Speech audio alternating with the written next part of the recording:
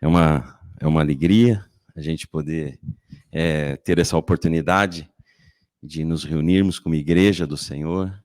E não é nada maravilhoso que estar na presença de Deus. E aqui estamos na presença dele, porque ele assim nos garantiu. Quando 2 ou mais reunidos no seu nome, ele estaria presente. E ele é fiel com a sua palavra. Ele está aqui. E quando eu recebi esse convite aqui do Alberto, do pastor Alberto, eu comecei a orar e buscar em Deus, né? O que poderíamos estar meditando nessa noite, né? Qual seria a vontade dele para que nós trabalhássemos nessa noite? E meditando um pouquinho sobre as coisas que temos vivido, estamos vivendo um início de ano, né? E essa virada de ano, então me remete a fechar um ciclo e iniciar um novo ciclo, a fechar um tempo e iniciar um novo tempo, né? E diante de todas essas situações que nós, como igreja, vivemos nesses últimos anos, né? Recentemente vivemos uma pandemia, algo que foi inusitado, algo que jamais, né, algum de nós tínhamos passado, né? Então, como igreja do Senhor Jesus, foi uma experiência nova. Foi uma experiência nova, onde ali, certamente, o Senhor esteve ministrando aos nossos corações. Nós tivemos que se reinventar, nós tivemos que buscar novas estratégias, né, para avançarmos, não ficarmos estagnados, porque essa era a força maligna, né, de nos dissuadir, de nos impedir de nos reunirmos, de nos congregarmos, né, e a graça e o favor de Deus esteve sobre as nossas vidas e nos concedeu graça e favor para vencermos, né? Outro fator também que nós, em especial como brasileiros, passamos recentemente é toda essa situação política, né, que nós estamos e ainda estamos vivendo, né? E para aqueles que estão caminhando comigo, eu sempre tenho compartilhado, né? Por mais que a gente possa não entender o que nós estamos passando, o Senhor não perdeu o controle. O Senhor não perdeu o controle. E certamente Ele tem um propósito maior nas nossas vidas. E arde no meu coração que tudo que nós temos vivido, né, é para um despertar da sua igreja. Eu creio nas palavras proféticas declaradas sobre essa nação. Eu creio nas palavras proféticas declaradas sobre a igreja do Senhor Jesus aqui nessa nação. A igreja do Senhor Jesus brasileira. É desse povo, é dessa nação que eu creio que será o novo avivamento. Sairá um novo avivamento. Eu ainda essa semana estava meditando nessas coisas e compartilhei até com o pastor Eliseu, nós tivemos a oportunidade de estar almoçando essa semana, e algo bem especial, avivar. Avivar é aquilo que já está vivo. Quando a gente fala, muitas vezes, em avivamento, se pensa em grandes movimentos de conversões e tal. Mas, na verdade, o avivar é para a igreja. É para a igreja. É algo que já estava aceso, é algo que já estava vivo, mas está amortecido, ou está amortecendo, está morrendo, está se apagando. Então vem o avivar, o novo sopro, o sopro do Espírito Santo novamente, que nos incendeia, que nos aviva. E eu gosto sempre de começar o ano lendo o livro de João, o Evangelho de João, que fala do amor. É interessante, né? Porque quando a gente fala em fechar um tempo, fechar um ciclo, remete-se também a novas expectativas, às novas esperanças, porém, a gente veio de uma caminhada. E às vezes é necessário a gente sermos renovados, reabastecidos novamente, né? Então, por isso que muitas vezes, né, se programa, sei lá, final do ano, vou tirar férias, tal, não sei o quê, né? Por quê? Nós precisamos nos reabastecer. E nada melhor do que nós nos enchermos do amor de Deus, né? E é interessante, e eu gosto de começar lendo, então, o Evangelho de João, porque ali é a essência do amor de Deus. A essência do amor de Deus. E ainda meditando nessas coisas, né? Eu queria trazer nessa noite para que a gente pudéssemos meditar aqui em João, capítulo 1, verso 12, ele nos diz assim: mas a todos quantos o receberam, aos que creem no seu nome, Deus-lhes o poder de se tornarem filhos de Deus. Amém? A todos que creram, a todos que creram no seu nome, Deus deu-lhes o poder de se tornarem filhos de Deus. Há um jargão mundano que diz que todos somos filhos de Deus. Não é verdade. A palavra de Deus diz que nós recebemos do Senhor Jesus o poder para nos tornarmos filhos de Deus. Porque houve um momento em que o pecado entrou e destituiu desta filiação. Então, nós precisamos crescer nessa revelação, nesse entendimento. E aqui, eu sou empresário, tenho minha empresa, alguns de vocês têm seus negócios também. E uma coisa eu aprendi para que eu possa fazer uma boa gestão de um negócio, principalmente quando o meu negócio começa a crescer e ter os funcionários, né? Então, quando eu monto meu negócio, quando eu monto minha empresa, é para um propósito social. É porque eu enxergo na sociedade uma necessidade e eu vejo ali uma oportunidade de negócio para suprir aquela necessidade naquela sociedade. Então, eu visualizo eu identifico uma necessidade e visualizo uma solução. Eu visualizo uma solução para aquela necessidade daquele local, daquela sociedade. E eu monto meu negócio. Então, quando eu vou inserindo na minha empresa ajudadores, cooperadores comigo, eu preciso compartilhar essa minha visão de solução do negócio para que aqueles que foram inseridos juntamente comigo, eles tenham a mesma visão, a mesma perspectiva e contribuam agora comigo na solução daquele problema. Por isso que nós orientamos. Você vai montar um negócio? Estabeleça lá qual é a tua visão, qual é a sua missão, então, né? Defina objetivos e aí compartilhe para que tudo vá bem. Porque quando aqueles que são cooperadores comigo compartilham comigo da mesma visão, têm o mesmo entendimento, compreendem qual é a solução que nós precisamos oferecer, me desonera, porque mesmo na minha ausência, eles estão cumprindo com a missão. Vocês captaram? Então, é nesse entendimento e que eu queria trazer o meu primeiro ponto nessa noite. Eu gostaria de ler com você Oséias 4, 6, e eu começo aqui falando do Evangelho de João, que é puro amor, e eu quero que vocês recebam no amor tudo aquilo que eu vou colocar aqui.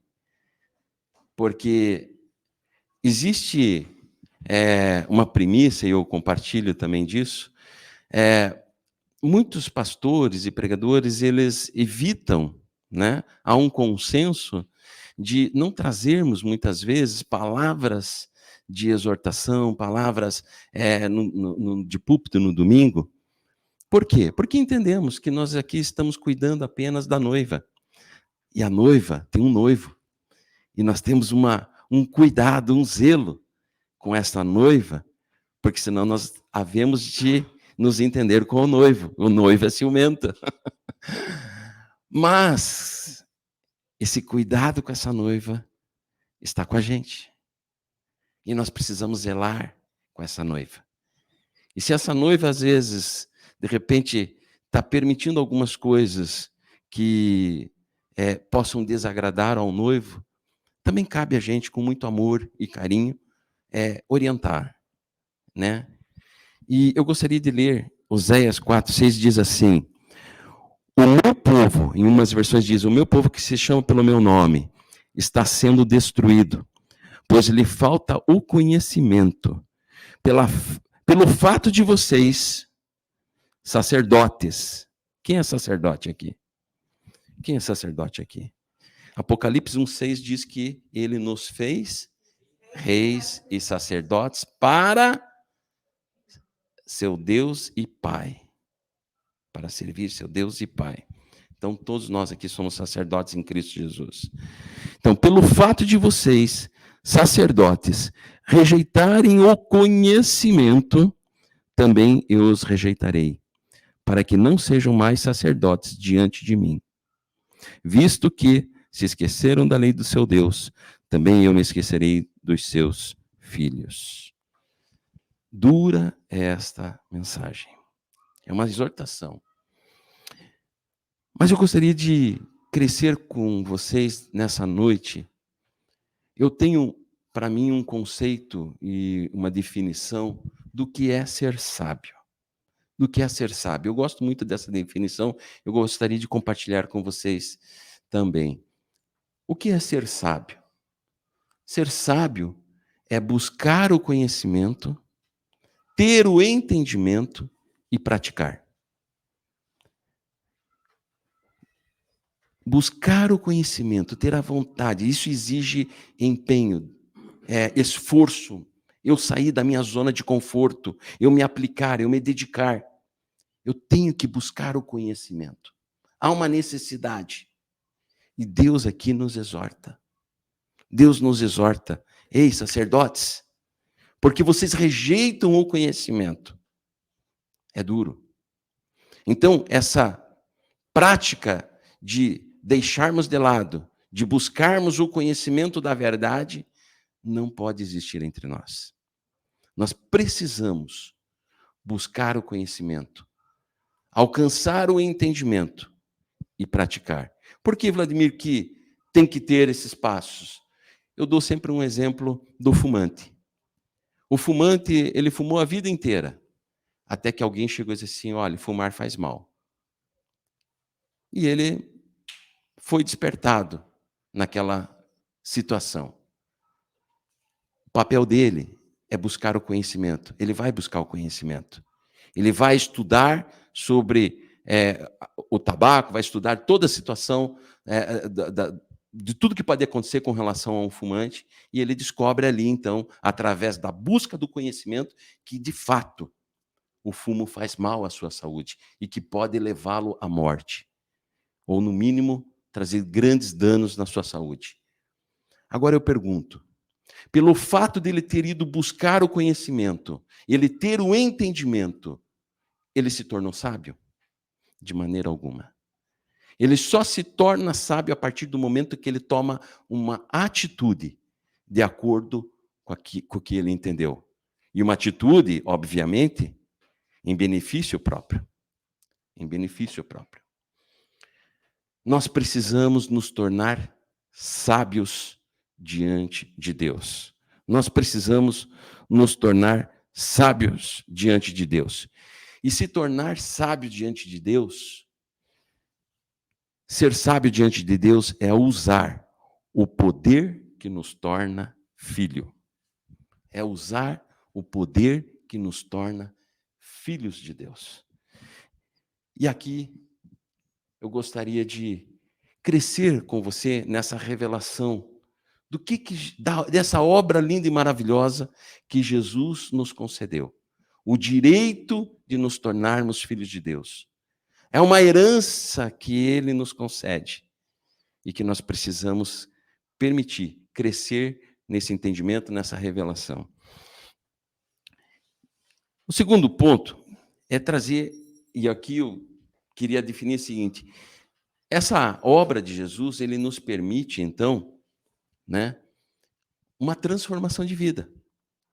Porque se antes ele me diz que todos que receberam o poder de se tornarem filhos de Deus, é que é um poder que ele nos concedeu para transformação de vida. Eu agora me transformo em filho de Deus. Agora, não mais filhos de sangue, não mais de carne, não mais da vontade do homem, mas vontade de Deus. E Deus é o quê? Espírito. Não sou mais filho da carne, não sou mais filho do sangue, mas de Deus. Então, o que tem que crescer em mim agora é algo espiritual. É algo que vem da essência de Deus. E eu gostaria de trabalhar com você, ler com você em 1 Coríntios, capítulo 1, verso 1 e 2. Queria ler com você nessa noite. Ele nos diz assim: Paulo, chamado para ser apóstolo de Cristo Jesus, pela vontade de Deus, e o irmão Sóstenes, à igreja de Deus que está em Corinto, aos santificados em Cristo Jesus. Repete comigo. Aos santificados em Cristo Jesus. 1. E chamados para, repete comigo, chamados para serem santos. Serem santos. Juntamente com todos os que, em toda parte, invocam o nome do nosso Senhor Jesus Cristo, Senhor deles e nosso. Amados, para a igreja do Senhor Jesus, nós temos 3 momentos distintos. 3 momentos distintos que eu poderia dizer aqui, 3 momentos distintos de santificação. Aqui, o apóstolo Paulo, divinamente inspirado, ele escreve: Ei, a igreja de Corinto, a vocês que eu estou escrevendo, que foram já santificados em Cristo Jesus, chamados para, ou seja, aqui ele denota o quê? Que nós temos uma caminhada. E para ser santo, ou seja, um alvo. Então ele mostra um momento inicial, um momento de caminhada e um momento de propósito, um momento de futuro, um momento de alvo a ser alcançado. Queridos, assim como nós, como pais, e a grande maioria que é pai, né? Nós, sendo mal, sabemos dar boas dádivas aos nossos filhos.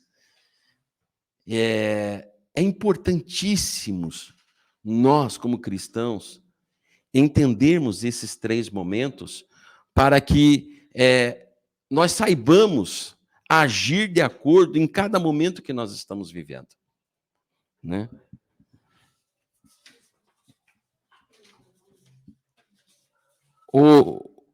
Eu gostaria de trabalhar essas 3 fases da vida cristã. Que a primeira eu quero denominar como porta. Porta de entrada a essa vida cristã. Essa porta que... Olha só o que diz em João 3,5. Respondeu Jesus: digo-lhes a verdade. Ninguém pode entrar no reino de Deus se não nascer da água e do Espírito. 2 Coríntios 5,17 diz assim: pelo que, se alguém está em Cristo, nova criatura é. As coisas velhas já passaram, eis que tudo se fez novo. E em 1 Pedro 1,19 diz assim: mas fostes resgatados pelo precioso sangue de Cristo. Querido, a porta é o próprio Senhor Jesus. A porta é o próprio Senhor Jesus. E essa santificação inicial acontece de maneira instantânea. A partir do momento que você reconhece a Cristo como Senhor, Filho de Deus, reconhece a obra de Jesus, reconhece ele como Filho de Deus que se encarnou. A palavra de Deus, eu comecei citando o Evangelho de João, que começa descrevendo a própria essência do Senhor Jesus, o Verbo de Deus. No princípio era o Verbo, né? E o Verbo estava com Deus, e o Verbo era Deus, né? E tudo que foi feito através dele. Nada do que se fez não foi feito sem ele, né? Tudo que se fez foi feito com ele, né? E aí João continua descrevendo toda essa trajetória da existência de Cristo, desde o princípio. E o Verbo se fez carne. E o Verbo se fez carne e habitou entre nós. Ele veio para os seus, mas os seus não o reconheceram. Mas a todos que o reconheceram, a estes ele deu o poder de se tornar filhos de Deus. Não mais agora pelo sangue, não mais pela carne, nem pela vontade do homem, mas pela vontade de Deus. Aleluia, glória a Deus. Essa é a certeza que nós temos, que nós cremos em Cristo Jesus e recebemos agora um poder para um propósito. Agora abre-se a porta, que é o próprio Senhor Jesus, nas nossas vidas, para um propósito. E esse propósito é estar nele. Esse propósito é a essência do próprio Senhor Jesus, que ele se faz o próprio caminho. O próprio caminho. Mas eu quero ir diretamente para o alvo, porque eu creio que a cereja dessa noite é a gente trabalharmos esse caminho. Mas é interessante que nessas fases eu vejo assim que a salvação, a santificação do Espírito é dada de uma maneira instantânea. E eu quero ir para o alvo, quero já trabalhar o terceiro ponto lá, o terceiro nível de santificação, que está lá em Filipenses 3, 12, 14, ele diz assim: não que eu já tenha obtido tudo isso, ou tenha sido aperfeiçoado, mas prossigo para alcançá-lo, pois para isso também fui alcançado por Cristo Jesus. Irmãos, não penso que eu mesmo já tenha alcançado, mas uma coisa faço, esquecendo-me das coisas que ficaram para trás e avançando para as que estão diante de mim, prossigo para o alvo, a fim de ganhar o prêmio do chamado celestial de Deus em Cristo Jesus. Existe um chamado de Deus para aqueles que estão em Cristo Jesus. E aqui, Paulo, quando escreve à igreja de Filipe, ele diz assim: olha, e quando eu chegar nesse alvo, eu vou ganhar um prêmio. Tá? Existe um chamado de Deus para aqueles que estão em Cristo Jesus, e quando nós chegarmos aí nesse alvo, eu vou receber o meu prêmio. Em 1 Pedro 1,9 diz assim: obtendo o alvo, ou seja, chegando ao alvo desta fé, a salvação da alma. Então, o nosso propósito é resgatarmos a nossa alma. Porque quando nós aceitamos Jesus, quando nós recebemos, reconhecemos a obra de Cristo, há instantaneamente a santificação do meu espírito. Mas, agora, esse espírito santificado habita num corpo ainda em corrupção, sujeito a todos os males deste mundo. A nossa alma ainda não está preparada. A nossa alma ainda não houve conversão, né? Então, nós somos um ser trino. Corpo, alma e espírito. Espiritualmente, nós já fomos alcançados. Há uma santificação instantânea no meu espírito. Mas, ainda, eu preciso trabalhar agora para santificar a minha alma. Por isso que, lá em Romanos, nós encontramos o grande conflito de Paulo, quando ele escreve, ele registra, né?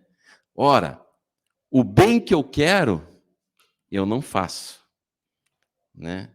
seja, o espírito dele já estava convencido daquilo que ele tinha que fazer. Mas ele mesmo registra, olha, eu sei o que é bom. E eu sei o que tem que ser feito.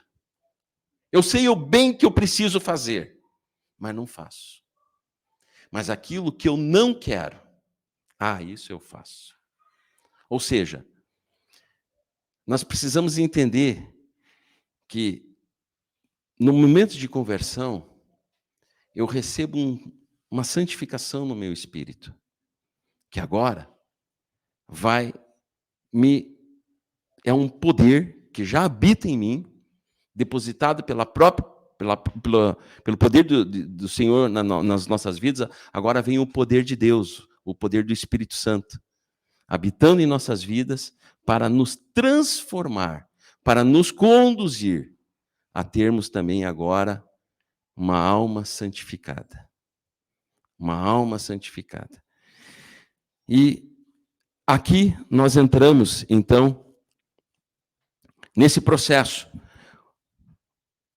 A vida transformada, o alvo que eu estava falando, é o terceiro nível de santificação, seja, quando eu já alcancei a salvação da minha alma, eu alcancei a transformação do meu ser na minha alma, eu estou pronto para preparar o prêmio, né, que me é esperado, que é um corpo glorificado, né? Tem pessoas que vão passar pela corrupção do corpo, que é a morte, né? Mas tem outros que, pelo arrebatamento, pela vontade de Deus, talvez nem passe por esse processo. E se já chegou no alvo, já receba o corpo glorificado, assim como Cristo Jesus já tem o seu corpo glorioso. Amém? Então, 1 Coríntios 15, né, nos diz, os corpos que agora temos acabam na corrupção da morte. Os corpos que nós agora temos acabam na corrupção da morte. Mas quando ressuscitarmos, serão corpos gloriosos. Filipenses 3:20 diz também, pois a nossa pátria está nos céus, de onde também aguardamos o Salvador, o Senhor Jesus Cristo, o qual transformará o nosso corpo de humilhação para ser igual ao corpo da sua glória. Amém. Glória a Deus. Então, não precisamos nos preocupar muito com a carcaça aqui, porque uma hora nós vamos receber um corpinho bacana. Mas eu creio que a cereja dessa noite, e eu gostaria que, com muito amor, a gente avançasse nessa questão do caminho entre a porta e o alvo. Entre a porta e o alvo, nós temos um caminho. Nós temos um caminho, né? Uma vez que nós temos agora uma visão muito clara do nosso alvo, temos o caminho para gerar frutos. João 1:12 e 13 diz assim, Deus deu-lhes o poder de serem feitos filhos de Deus, a saber, não nasceram do sangue, nem da vontade da carne, nem da vontade do homem, mas de Deus. O conflito entre a carne e o espírito, que Paulo está registrado lá em Romanos 7, mas olha só que Paulo agora escreve à igreja de Galápagos, né? Na carta de Gálatas 5, diz assim, digo, porém, o seguinte, vivam no Espírito, e vocês jamais satisfarão os desejos da carne. Porque a carne luta contra o Espírito, e o Espírito luta contra a carne. Porque são opostos entre si, para que vocês não façam o que querem. Mas, se são guiados pelo Espírito, vocês não estão debaixo da lei. Ora, as obras da carne são conhecidas e são imoralidade sexual, impureza, libertinagem, idolatria, feitiçarias, inimizades, rixas, ciúmes, iras, discórdias, divisões, facções, invejas, bebedices, orgias e coisas semelhantes a essa. declaro a vocês, como antes já o preveni, que os que praticam tais coisas não herdarão o reino de Deus. Mas o fruto do Espírito é amor, alegria, paz, longanimidade, benignidade, bondade, fidelidade, mansidão, domínio próprio, e contra essas coisas não há lei. Amados, é interessante que muitas vezes a gente passa por situações e circunstâncias que a gente quer evitar, né? A gente passa por alguns desagravos, às vezes umas pessoas que nos ofendem, mas às vezes Deus nos permite passarmos por algumas coisas para ali ser provado. E uma coisa eu digo para vocês: sem comunhão não tem como frutificar do Espírito. Não tem. Essa história que às vezes, tem uma situação para resolver com meu irmão, tal, mas eu não vou lá porque eu vou perder a paciência, né? Às vezes você tem que resolver. E não é perdendo a paciência. Porque aqui um dos frutos do Espírito não está aqui perda de paciência, muito pelo contrário, está o domínio próprio. Está a mansidão, está a longanimidade, está a benignidade, né? Está o amor. E às vezes nós temos que enfrentar para que ali nós possamos dar glória a Deus. Senhor, eu passei por essa situação aqui e eu percebi que não fui eu, não foi a minha vontade, porque a minha vontade era pular no pescoço do cara. Mas foi o Senhor em mim. Foi a tua doce presença na minha vida que me conduziu diante dessa situação. E o Senhor se manifestou nesta ocasião, nessa situação. Sabe? Jesus nos ensina, não responda o mal com o mal. Se alguém bate na sua face, dê a outra. Né? Porque ele diz que o amor de Cristo nos constrange. Então, se alguém se levanta contra você, permita que o amor de Cristo que habita em sua vida constranja aquele que se levanta contra você. Então, quando a gente começa a experimentar dessas coisas, a gente começa a se libertar. Porque o Espírito Santo vai te conduzir a um caminho de libertação. As coisas velhas já passaram. As coisas velhas já passaram. E eu, assim, senti no coração de eu compartilhar com vocês essas coisas e até nesse momento de meditação, me veio o meu testemunho de vida. Todos sabem aqui, a maioria já sabe que o meu momento de conversão foi um momento assim muito dolorido na minha vida. Eu e a Luciane fomos extremamente abençoados desde cedo, muito jovens, né? Tenho comparado meu namoro com a Lu até com o Matheus e com a Ana aí, né? Que começaram bem cedinho. E Deus foi tão gracioso nas nossas vidas, a gente começou e Deus derramou bênção sobre as nossas vidas e foi abrindo portas de oportunidades e a gente foi crescendo, foi prosperando, porque isso é de Deus. A prosperidade vem do Senhor. Mas mesmo eu sem entender, né, a gente estava longe dos caminhos do Senhor. E um dia eu me deparei com uma situação onde o diabo tinha entrado no nosso casamento, estava destruindo a nossa casa, a nossa família, e aquilo foi muito dolorido para mim. E um dia eu me apeguei, me coloquei diante do Senhor. Senhor, por que eu estou passando por tanta coisa ruim assim? Por que eu estou passando por essa adversidade? Não é isso que eu quero. E eu entendo que não é isso que o Senhor deseja para as nossas vidas. Porque a tua palavra nos declara, fala a respeito, porque a unidade familiar, a estrutura familiar, a figura do pai, da mãe, os filhos, é de Deus. Foi Ele quem criou. E agora estava se destruindo. E eu buscando no Senhor, o Senhor me mostrou que o problema, a origem, a raiz do problema, não era no meu relacionamento com a Luciane. o que eu estava vivendo era apenas uma consequência de uma raiz que eu tinha permitido na minha vida. E essa raiz tinha sido um desentendimento lá atrás com os meus irmãos.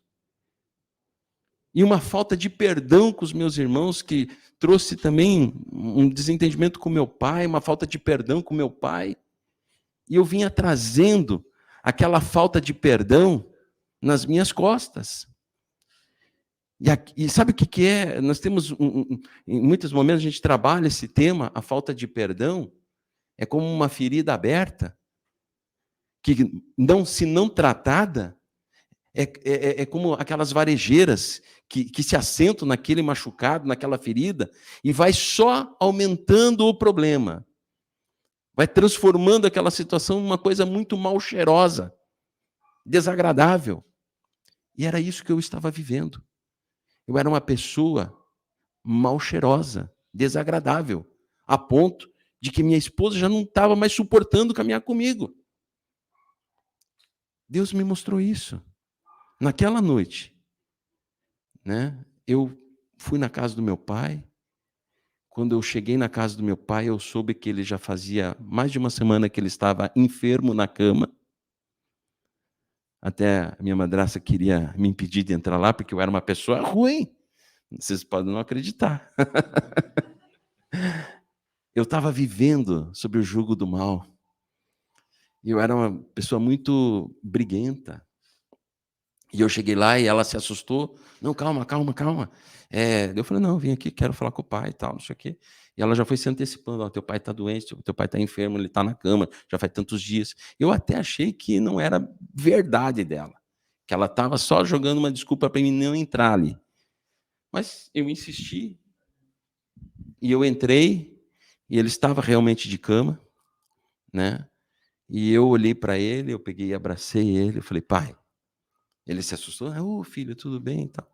Eu falei, pai, eu vim aqui pedir perdão ao Senhor, porque do jeito que nós estamos está errado. E ele chorou, nós se perdoamos mutuamente. Ele já fez questão de chamar os meninos, né? Os filhos, que eram os meus irmãos. E ele trouxe os 3 ali, e nós se abraçamos, eu pedi perdão, eles pediram deles também. Porque é assim, o amor de Cristo constrange. Quando eu tomei a atitude de pedir perdão, eles também reconheceram e pediram perdão também mutuamente. E graças a Deus, houve uma transformação naquele lugar. O pai levantou naquela noite. Já fazia mais de uma semana que ele estava deitado na cama, não se levantava. Ele levantou ali, nós fomos para a mesa de comunhão, nós tomamos café junto. No final de semana nós estávamos todos na igreja, porque eles viram transformação. Eles aceitaram Jesus, houve transformação, houve salvação dentro da nossa casa, dentro da nossa família. Todos aceitaram Jesus. Hoje, eu dou esse testemunho para vocês, sabendo que o meu pai está na glória com o Senhor, né? E detalhe, mais precioso, eu voltei a ser aquele homem lindo, maravilhoso, cheiroso, que a Luciana se apaixonou um dia e casou, né? Ela falou, opa, esse homem perfumado agora, com o perfume de Cristo, eu quero, né? E Deus fez uma obra maravilhosa na nossa vida. Hoje a gente usufrui de uma família abençoada, né? E só chega menino bonito lá em casa agora, né? E então a gente é muito feliz com tudo que Jesus está fazendo na nossa vida. Mas é necessário permitirmos que o Espírito Santo afloresça em nossas vidas e ele desperte em nossas vidas aquilo que nós precisamos corrigir nos nossos passos. Se nós precisamos nos desvencilhar de alguma coisa, nós precisamos nos desvencilhar para viver o todo de Deus e vivermos conforme a vontade dele e nos tornarmos filhos de Deus. E um último ponto que eu gostaria de compartilhar com vocês, porque eu creio, e eu acho que aqui é a cereja do bolo, eu falei agora há pouco para a Silvana, o que nós estamos vivendo como igreja é algo especial. É algo muito especial. E eu creio que Deus está tocando, ministrando a vida de cada um aqui, para um despertar, um avivamento, conforme eu falei há pouco, que esse avivamento é para nós, igreja do Senhor. Não é para o mundo lá fora. O avivamento é para nós, nos tornarmos avivados na obra do Senhor. Olhe o que diz a palavra em Isaías 1,18. O Senhor diz: venham, pois, e vamos discutir a questão. Ainda que os pecados de vocês sejam como escarlate, eles se tornarão brancos como a neve. Ainda que sejam vermelhos como o carmesim, eles se tornarão como a lã. Queridos, eu creio que no nosso meio cristão existe uma falta de visão, uma falta de entendimento.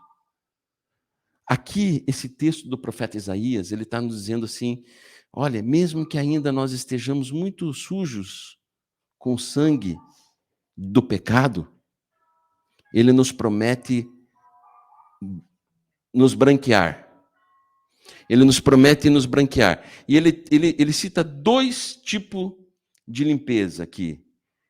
Uma é da neve e a outra é a lã. A neve é algo que vem do céu.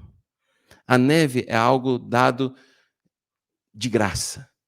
É a própria manifestação da graça de Deus que veio sobre as nossas vidas em Cristo Jesus e nos redime do pecado e nos coloca diante do Pai para um propósito. Para um propósito. E a lã é algo que brota do interior para fora.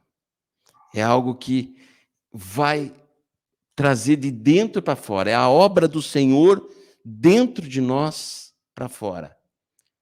Hoje existe muitas teorias e muitas pregações da graça que, entre aspas, nos exime de nos envolvermos na obra do Senhor. E não é bem assim. Não é bem assim. A palavra de Deus nos diz que nós precisamos ter obras, não para a nossa salvação, mas para testificarmos a nossa fé. A nossa fé. Ele nos diz assim que a fé sem obra é morta. A fé sem obra é morta. E nós precisamos entender que nós estamos vivendo dias especiais como igreja do Senhor Jesus e nós precisamos nos envolver. Nós precisamos mostrar a fé que nós temos. Há pouco nós estávamos lá em casa e nós estávamos dando um testemunho da importância de expressarmos a face de Deus em nossas vidas. Assim como Moisés subia ao monte e conversava face a face com Deus, e ele refletia da glória do Senhor, essa hoje é a incumbência nossa, de estarmos na presença de Deus e refletirmos a imagem de Cristo, exalarmos o bom perfume, a ponto das pessoas dizer, agora eu sei que Deus existe. Agora eu sei que o Senhor está neste lugar. Nós precisamos ser cooperadores com o Senhor. Assim como eu falei da visão, eu creio que se fosse apenas aceitar a obra de Jesus para que vivêssemos a eternidade, né? No ato, então, da conversão, nós já poderíamos subir. Mas existe um plano, um propósito de Deus sobre as nossas vidas. Há um depósito que Deus fez em nossas vidas. E assim como uma semente que nós pegamos lá pegar uma semente de uma laranja e eu deposito naquela terra, ali eu coloquei um potencial para que aquela semente ela frutifique, ela germine, se transforme numa árvore e gere novos frutos. Novos frutos. De uma semente, de uma pequena essência, várias outras laranjas sairão. Uma pequena essência de uma laranja pode se multiplicar em vários outros frutos. Assim Deus depositou em nossas vidas uma pequena essência de Deus para que frutifique vários outros frutos de Deus, né? Nós precisamos entender essa verdade. Lá no princípio, quando Deus criou o homem, Ele nos deu uma incumbência, né? Crescei, multiplicai, sujeitai, encher a terra. Crescei, né? Que nós possamos gerar filhos, naturais e espirituais, né? Encher a terra, né? Ou melhor, multiplicar o quê? A cultura de um só Deus, um Deus que é Pai. Multiplicar essa cultura de um Deus que nos ama, um Deus criador aos nossos filhos. Sujeitai a terra, ou seja, está sob o nosso controle. Não permitir que o inimigo das nossas almas use as nossas vidas para maquinar tanto mal sobre a terra, mas que o governo esteja sobre um homem orientado e guiado pelo Espírito Santo.